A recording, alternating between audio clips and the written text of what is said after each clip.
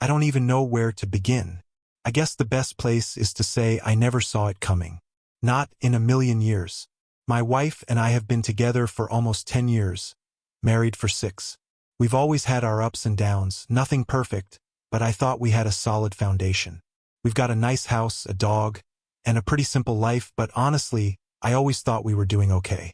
Sure, there were moments when she seemed distant, but I chalked it up to work stress or life in general. It happens, right? People get busy, they get tired. But then, things started to shift. It was small stuff at first, just little things I tried to ignore. She started staying later at work more often, saying it was just deadlines. I believed her. She would come home late, exhausted, but not really talk about her day. When she did, it was vague, like she didn't want to share too much. I figured, okay, she's just in a rut. We all go through that.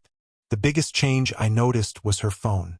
I'm not the type to snoop, but I couldn't help but notice how protective she'd become of it. She'd leave it face down on the table, make sure no one else picked it up, and sometimes she'd even leave the room when she was texting or on a call. I didn't say anything at first. I wasn't trying to be paranoid, but that feeling in the pit of my stomach started growing. And then came the nights. She started going out more with friends, saying she needed to unwind. It was a couple of times a month at first, nothing crazy. But it started to become regular every Friday night and sometimes during the week too. She'd come home late, smelling like perfume I didn't recognize, but we'd never really talk about it. I never pushed her for details. I didn't want to seem controlling, but deep down something felt off. So yeah, here I am, asking myself if I was being crazy, if I was reading too much into things, or if I really should have noticed what was happening. Was I blind to the signs or just refusing to see them? I guess I'll start with the night that made everything click. It wasn't like a huge fight or anything. It wasn't a big dramatic blow-up. But it was a moment that stopped me in my tracks. And it's the moment that's got me here writing this.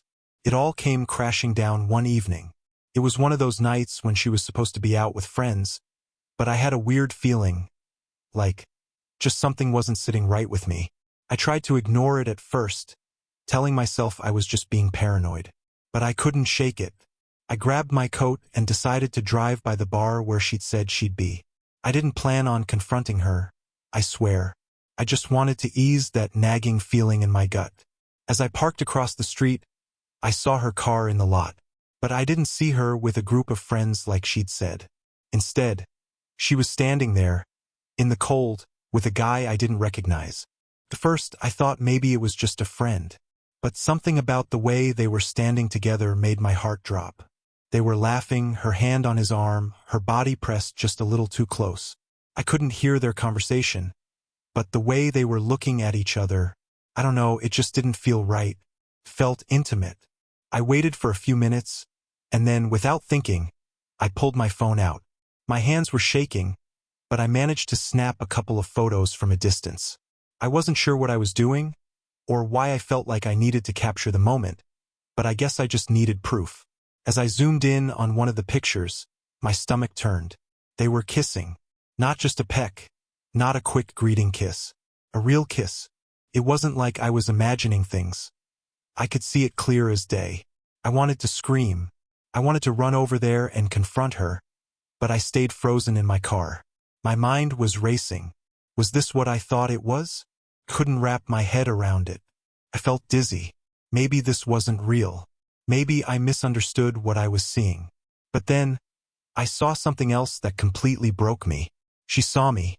She looked up, her eyes scanning the street, and for a moment, she froze. And then, as if she'd known the whole time, she straightened up and walked toward my car, the guy following her at a distance. I knew right away this was it. This was the moment that would change everything. I lowered my phone as she approached, her face unreadable. She was wearing that smile, the one she used when she was trying to keep things light. "Hey, what's up?" she asked, her voice way too casual, like nothing was wrong. I didn't say anything. I just showed her the photos on my phone. Her face immediately dropped. "It's not what it looks like," she said, and I could see the panic in her eyes. "Not what it looks like?" I repeated, my voice shaking. "It looks like you're kissing him. And this whole thing looks like a lot more than just Out with friends. She opened her mouth, but no words came out for a second. Finally, she said, I can explain. It's not like that, I swear. He's just a friend. I didn't mean for this to happen. Please, just let me explain. I couldn't even process what she was saying. My head was spinning. Everything I thought I knew about our relationship, everything I believed in, was crumbling in front of me. Explain, I said, shaking my head. You want me to believe that? After what I just saw?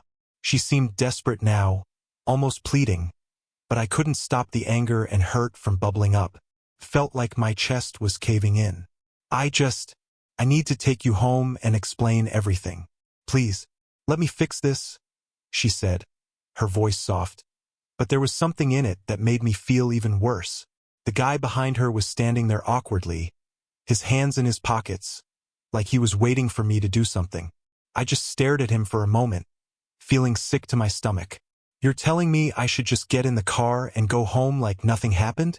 I asked, my voice barely above a whisper. But I was already walking toward my car, my brain on autopilot, and my heart breaking with each step. She followed me, muttering apologies, but I was too far gone to hear them. I couldn't even look at her without seeing him, without seeing the kiss, without wondering how long this had been going on. And as I drove us home in silence, I couldn't stop asking myself, how could I have been so blind? The car ride was dead quiet, and that's the worst part. You'd think there would be yelling or at least an argument, but there was nothing. Just the sound of the tires on the road and my heartbeat pounding in my ears. I could feel the weight of the tension between us, thick and suffocating. When we got home, I didn't even wait for her to open the door before I got out. I couldn't stay in that car with her for another second. My mind was spiraling, questions piling up faster than I could process them. Who was he? How long had this been happening? Was I just a fool, thinking everything was fine when she was with him? She followed me inside, but I couldn't bring myself to look at her. I wasn't angry, not yet, but I felt something worse. I felt betrayed in a way I didn't think was possible. She stood in the hallway, silent, just waiting for me to say something. But I couldn't. What was I supposed to say? Finally, I broke the silence. I need to know the truth. Everything. She flinched at my words, her shoulders tensing. But she didn't answer. I could see her weighing whether to tell me or keep up the act. I don't know what you saw, but... No, don't even try. I cut her off, my voice rising now. You don't get to play that game with me anymore. What the hell is going on? Steph, are you sleeping with him? Were you with him all this time? She stepped back, like my words hit her harder than she expected. I could see her struggling, her eyes darting around the room like she didn't know where to start. She opened her mouth to speak, but nothing came out at first. I didn't want to hurt you, she whispered after a long pause, barely audible. Didn't want to hurt me? I repeated, feeling like I was losing my mind. You're kissing another guy, and you didn't want to hurt me? She started crying then, real tears. And for a moment, I almost felt bad for her. Almost. I never meant for it to happen. It wasn't like I planned it. I was lonely and he was there. It started out innocent, just talking, and then one thing led to another. Her voice trembled, and I saw her wipe her eyes, but it didn't make a difference. I'm sorry. I'm so sorry. But please, you have to understand, he means nothing. You're the one I love. I felt sick. Those words didn't make it any better. They made it worse. Nothing? You're telling me nothing happened between you two? I laughed bitterly. I saw you. I saw the way he kissed you. That wasn't nothing, Steph. She didn't have a response. She stood there, her face crumpled in guilt and regret. But nothing could make this right. I don't know who I am anymore, I said, my voice shaking.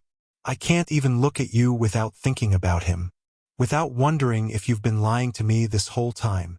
She stepped closer, but I held up my hand to stop her. I didn't want her near me. Not right now. Just stop. I need time to think. I need space. Her face twisted in anguish, but she didn't argue. She just nodded, slowly, like she knew I was already gone. I couldn't handle it. I couldn't stand the look on her face, like she wanted me to forgive her right then and there. I couldn't just forget what I saw. So I did what I had to do. I packed a bag, walked out the door, and didn't look back. I spent the next few days in a daze, crashing at a friend's place. My mind was all over the place, and I couldn't focus on anything. Every time I closed my eyes, all I could see was that kiss, the way her hands were tangled in his hair, how she looked so comfortable, so happy. It felt like a punch to the gut every time it came back to me. I didn't want to go back home, but at the same time I couldn't just leave everything behind. We'd built this life together. We'd made plans. We talked about the future, about kids, about growing old together. But now I didn't even recognize her, and I couldn't wrap my head around the idea of ever trusting her again. I didn't know what to do with myself. I didn't want to talk to anyone, not even my family. I felt embarrassed, like everyone would look at me like I was some kind of fool for not seeing it sooner. I wanted to ask myself what went wrong, but I already knew. When I finally returned to the house, Steph was there, waiting. She looked like she hadn't slept in days, eyes red, face pale. She looked broken, but I couldn't summon any sympathy. Not now. She tried to apologize again, begged me to listen to her, but I couldn't stomach it. I wasn't even angry anymore, just numb. "I don't know what you want from me, Steph," I said, my voice flat. "You want me to forgive you? You want me to pretend nothing happened? Because I can't do that. I can't just act like you didn't betray me." She started crying again, but this time, I couldn't bring myself to care. Not in the same way. "I know what I did was horrible. I'm so sorry. I never meant to hurt you," she said. But her words didn't reach me. They just sounded like empty promises. I looked around the house, our house, and for the first time it didn't feel like home. It felt like a place I didn't belong anymore. Everything in it, from the pictures on the walls to the couch we'd picked out together, felt like a lie. "I need to think. I don't know what I'm doing yet," I said, and it wasn't even meant to be cruel. It was just the truth. I didn't have any answers. I didn't know what I wanted. I didn't even know what I could live with. I left again that night. I couldn't stay in that house with her anymore. It was suffocating. The next few days were a blur. I spent more time alone, thinking, processing, even talking to a couple of friends who knew what had happened. They were all sympathetic, and they all gave me the same advice. "Don't let her manipulate you into staying. You deserve better." I wanted to listen to them. I did. But a part of me still clung to the memories of the person I thought she was, the person I wanted her to be. But I knew something had to change. I couldn't just let this slide. It took me a while, but I finally came to a decision. I needed to confront my feelings head-on. I wasn't going to let guilt or sympathy dictate my next steps. I had to stop seeing her through the lens of who I thought she was, and start accepting who she really was. I met with Steph one last time, this time at a neutral spot, coffee shop, middle of the afternoon. She didn't seem hopeful, but she was still trying. I could see it in her eyes. She still wanted me to believe her, still wanted me to understand. But I wasn't there anymore. "I can't do this," I said, before she even had the chance to open her mouth. "I can't keep pretending that everything is fine. I can't trust you anymore, Steph. I can't."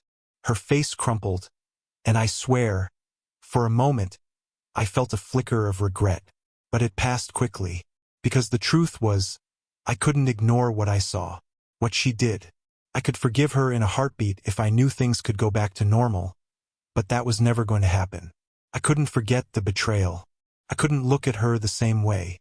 "I've been thinking," I continued, trying to steady my voice, "and I think it's time for me to let go. This is over." I saw the shock on her face, and part of me felt bad for delivering it like that, without giving her any warning. But the truth was, I couldn't drag it out any longer. I was done. Her voice shook as she tried to stop me. "Please, don't do this. We can fix this. I'll do anything. I'll prove to you that it was just a mistake. You're my everything. I love you." But I couldn't hear it. I couldn't trust the words anymore. "I don't believe you," I said, cutting her off. I don't believe that what we had is worth saving anymore. I don't even know who you are anymore." She was silent for a long moment, looking down at her hands. When she finally spoke, it was barely a whisper. "I'm sorry. I'm sorry for everything. I know I ruined it. I didn't mean to." I nodded, feeling a little numb. "You did. You ruined it. And I don't know how to fix that. Not for you, not for me." I stood up then, my decision final. "Goodbye, Steph." I didn't look back as I walked out of that coffee shop. I didn't even feel the relief I thought I'd feel. It was just final. And that's when I knew it was time to start moving forward, even though I had no idea what that would look like. I didn't get any satisfaction from making the decision. There was no sense of victory, no happy ending. It was just the end of something that was never meant to last. But that night, when I got back to my apartment, I sat down and just breathed. The weight of everything that happened hit me in waves, but there was a strange comfort in the quiet. I'd taken control. I'd made the choice for myself, and that was enough for now. I won't lie, I thought a lot about what I could do next. I wasn't out for blood, and I didn't want to become some villain in this story. But that feeling of betrayal, the constant images of her and him, kept gnawing at me. I needed something, some kind of release, some way to feel like I had control over what had happened. That's when it hit me. I'd get even in a way that wasn't about hurting her physically or emotionally. It would be about making her understand what she lost. It wasn't enough to just walk away, to let her go on with her life like nothing happened. I had to make sure she knew the consequences of her actions. So I made some moves. I had always wanted to invest, build something of my own. And the timing, though painful, seemed right. I took a hard look at everything. My finances, my business contacts, opportunities I'd been too scared to take. I realized that while she was out betraying me, I was out there waiting for something more. I had dreams that were bigger than just a marriage, bigger than just living a life for someone else. I dove into my work with a focus I hadn't had before. The projects I started to push forward began paying off. I met with some investors, made a few moves, and little by little, the ball started rolling. I was growing something. A part of me felt like I was reborn, like I could finally breathe. And then it happened. The deal of a lifetime came through. I got the opportunity I dreamed of, a huge business venture, one that would change everything. The money, the connections, the possibilities were overwhelming. I didn't expect to become a millionaire overnight, but that was exactly what happened. I could already picture it, the kind of lifestyle I'd always wanted, the freedom, the security. But what felt even better was knowing that she'd see it. She'd know what I could become without her. And I wanted her to realize what she had thrown away. It wasn't about revenge in the way you might think. I wasn't going to go after her or humiliate her publicly. It was subtler. I wanted her to see that I could stand tall on my own, that I didn't need her to be successful or happy. It was a victory in its own right. I went back to our house one last time, and this time it was different. I wasn't carrying anger or frustration. I was carrying confidence, something I hadn't realized I'd been missing for years. When she saw me, she knew.